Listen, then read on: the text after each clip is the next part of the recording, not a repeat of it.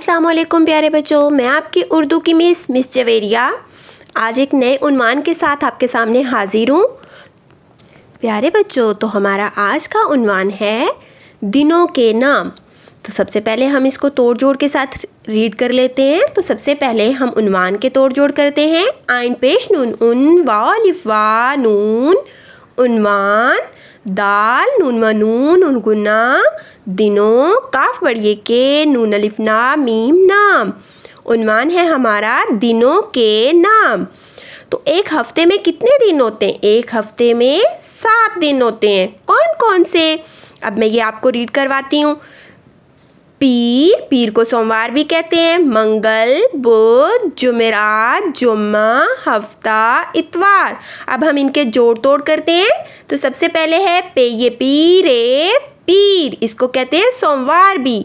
सिनवा मीम सोम वाव अलिफ वा रे वार सोमवार।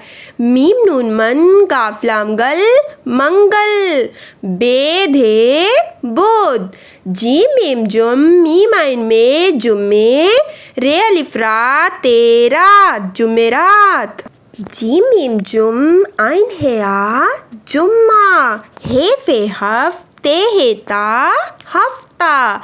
अलिफ ते इतवार अलिफ वा रे इतवार।